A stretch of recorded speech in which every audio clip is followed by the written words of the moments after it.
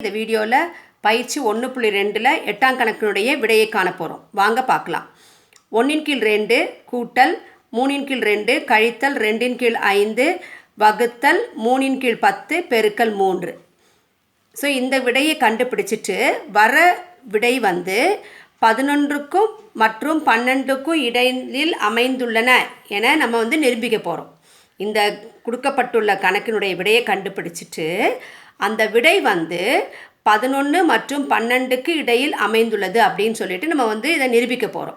வாங்க எப்படி பண்ணலான்னு பார்க்கலாம்.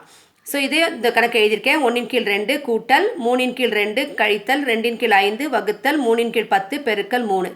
இங்கே எத்தனை செயலிகள் இருக்குன்னா, இங்கே ஒரு கூட்டல் செயலி, அடைப்புக்குறி இருக்குது, வகுத்தல் செயலி இருக்குது, பெருக்கல். அப்போது 1 2 3 4 செயலிகள் இருக்குது. அப்போ இங்கே ஒன்றுக்கு மேற்பட்ட செயலிகள் வரும்போது நம்ம என்ன பண்ணோம், போர்ட் மாஸ் பயன்படுத்தணும். தமிழில் அடைப்பு எப்படி எந்த வரிசை கிரமமாக பயன்படுத்தணும் அப்படின்னா, ஃபஸ்ட்டு அடைப்புக்குறி, அடுத்தது இல் என்பது பெருக்கல்ல வரும், அடுத்தது வகுத்தல், அடுத்தது பெருக்கல், அடுத்தது கூட்டல், அடுத்தது கழித்தல். ஸோ இந்த வரிசை கிரமத்தை தான் பயன்படுத்தணும். சப்போஸ் இது நம்ம இப்படி ஞாபகம் வைக்க முடியாது இல்லையா, இதுக்கு எளிய முறையில் நம்ம எப்படி ஞாபகம் வச்சுக்கலான்னா, அந்த இனிய வள்ளல் பெயரும் கூட கர்ணன் தானே, அந்த இனிய வள்ளல் பெயரும் கூட கர்ணன் தானே. அப்போது ஒவ்வொரு வார்த்தையில் உள்ள முதல் எழுத்துக்கள் ஞாபகம் வச்சுக்கலாம். அந்தனா என்னது, ஆ, அந்தோட முதல் எழுத்து ஆ. அப்போ அடைப்புக்குறி. இனிய இல், வள்ளல் வா வகுத்தல், பெயரும் பெருக்கல், கூட கூட்டல், கர்ணன் தானே, கர்ணனுடைய முதல் எழுத்து கா, அது கழித்தல் செயலி. அப்போ ஃபஸ்ட்டு அடைப்புக்குறி. அடுத்து இது நம்ம உயர் வகுப்புகளை படிப்போம். வகுத்தல், பெருக்கல், கூட்டல், கழித்தல். வாங்க எப்படி பண்ணலான்னு பார்க்கலாம். இங்கே நமக்கு என்னென்ன செயலிகள் கொடுத்துருக்கான்னு பார்க்கணும். ஃபஸ்ட்டு கூட்டல் கொடுத்துருக்காங்க, கூட்டல் இருக்குது, அடுத்து அடைப்புக்குறி இருக்குது, வகுத்தல் இருக்குது, பெருக்கல் இருக்குது. அப்போ இது கொடுக்கப்பட்ட செயலிகளில் எது ஃபஸ்ட்டு பார்க்கணும். இந்த வரிசை கிரமத்தை பயன்படுத்தணும். ஃபஸ்ட்டு எது, அடைப்புக்குறி. அப்போ முதலாவது அடைப்புக்குறிக்கு தான் பண்ணணும். அப்போ அதுக்கு இப்போ எழுதிங்க. ஃபஸ்ட்டு 1/2 கூட்டல் அடைப்புக்குறி இருக்கிறத செய்ய போகிறோம். அடைப்புக்குறிக்கு செய்கிறதுக்கு என்ன, 2 விகிதம் என்ன கொடுத்துருக்காங்க, கழித்தல் கொடுத்துருக்காங்க. அப்போ கழித்தல் செயலினா பகுதிகள் ஒன்றாக இருக்க வேண்டும். இங்கே நமக்கு வேறு இருக்குது. அப்போ ஒன்றாக மாற்றணும். மாற்றுறதுக்கு என்ன கண்டுபிடிக்கணும், மீசிமா. மீசிமா எதுக்கும் 2க்கும் 5க்கும், 2 5 பகா எண்கள். அப்போ எந்த ஒரு எண்ணாலும் வகுப்படாது. அப்போ 2ஐயும் பெருக்கிட்டா நமக்கு மீசிமா வந்துடும். 2 5 பெருக்குனா 10. அப்போ இது 2னுடைய மீசிமா என்னது, 10.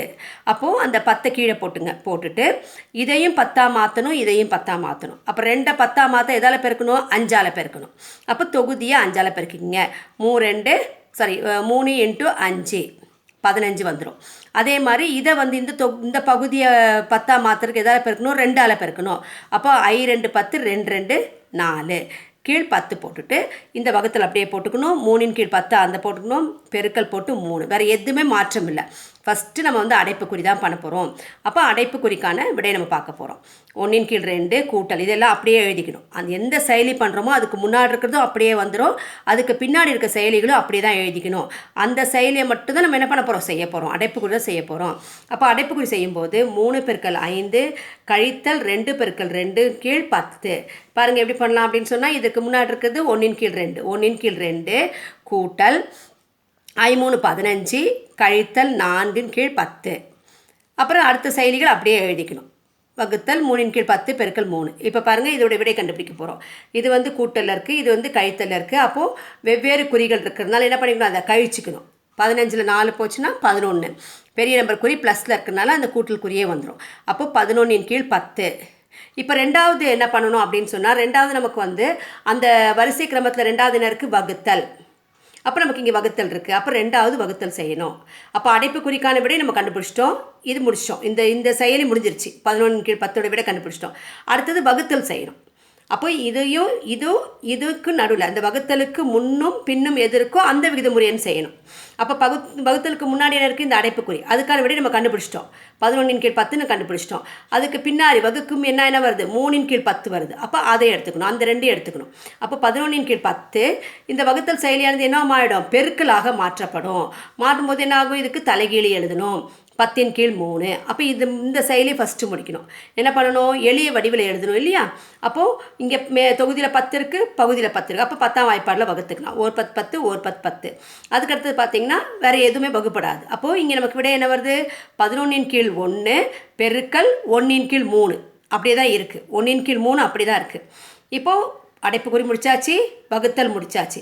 அதுக்கடுத்தது என்ன பண்ணணும், அந்த வரிசை கிரமத்தில் அடைப்புக்குறி முடிச்சிட்டோம், அடைப்புக்குறி இருந்தது முடிச்சிட்டோம், வகுத்தல் இருந்தது முடிச்சாச்சு. அதுக்கடுத்து என்னதுக்கு, பெருக்கலும் கூட்டலும் இருக்குது. அப்போ எது ஃபஸ்ட் செய்யணும், கூட்டல் செய்யணுமா பெருக்கல் செய்யணுமா? மூன்றாவதாக இருப்பது பெருக்கல். அப்போ பெருக்கல் முடிச்சுட்டு தான் கூட்டலுக்கு வரணும். இதுதான் ஆர்டர். எல்லா இந்த செயலிகள் என்னென்ன செயலிகள் கொடுத்துருக்காங்களோ அதில் எது இருக்கோ அதுக்கு தகுந்த மாதிரி நம்ம செய்யணும். இப்போ என்ன பண்ணணும், அப்போது வகுத்தல் செஞ்சாச்சு. இப்போ அடுத்தது பெருக்கல் செய்யணும். வாங்க எப்படி பெருக்கலாம் அப்படின்ட்டு. இப்போ 10 கீழ், இப்போ நம்ம இதுக்கு இருக்கு இல்லையா, நமக்கு 11 கீழ் 10 பெருக்கல் 1 கீழ் 3 இருக்குது. இப்போ எங்கே இருக்குது பெருக்கல், இங்கே. அப்போ இது முடிச்சிட்டோம், இதையும் வகுத்தலும் பண்ணியாச்சு. பண்ணி வந்த விடை தான் வந்து நமக்கு இந்த விடை. இதோட இது 3 பெருக்க போகிறோம். அப்போ பெருக்கல் பண்ணும்போது என்ன பண்ணலாம், தொகுதியிலையும் பகுதியிலேருந்து அதை அடிச்சிடலாம் இல்லையா, வகுத்துடலாம். இதையும் 3ஆம் வாய்ப்பாடில் 1 1 வகுத்தாச்சு. அப்போ இங்கே அடைப்புக்குறி பண்ணியாச்சு. அடைப்புக்குறியான விடை, வகுத்தலுக்கான விடை, பெருக்கலுக்கான விடை வந்துருச்சு. அப்போ நமக்கு என்ன வந்திருக்கு, இப்போ இங்கே 3த்தையும் பெருக்கணும்னா 11. 11 கீழ் இங்கே என்னதுக்கு 1. சரிங்களா. அப்போது இந்த அடைப்புக்குறிக்கான விடை 11 கீழ் 10. இதோட 3 கீழ் 10 வகுக்கும்போது 11 கீழ் 10 பெருக்கல் நமக்கு என்னென்னு வந்தது, 1 கீழ் 3 வந்தது.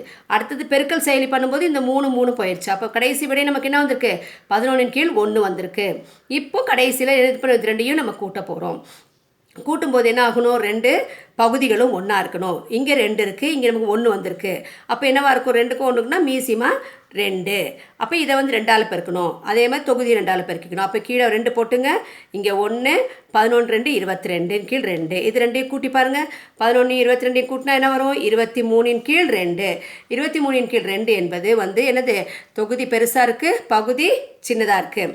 அப்போ வகுத்துக்கணும். 23ல் எத்தனை 2கள் இருக்குது, 11 2 22. மீதி என்னது 1 1 கீழ் 2. அப்போ இதுக்கு வந்து விடை வந்து 11 1 கீழ் 2. இந்த 11 1 கீழ் 2 என்பது 11ஐ விட அதிகமாகவும், 11க்கு அடுத்த நம்பர் என்னது 12, 12ஐ விட குறைவாகவும் இருக்குது. 11 அப்படின்னு சொல்கிறோம் இல்லையா. அப்போ 11ஐ விட அதிகமாகவும், 11க்கு அடுத்த மொழி என்னது 12, 12ஐ விட குறைவாக இருக்குது. அதனால் 11 1 கீழ் 2 என்பது 11 மற்றும் 12க்கு இடையில் அமைந்துள்ளது என நிரூபிக்கப்பட்டது.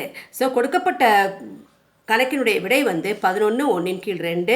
இது வந்து 11 மற்றும் 12க்கு இடையில் இருக்குது என்று நிரூபிக்க சொல்லியிருக்காங்க.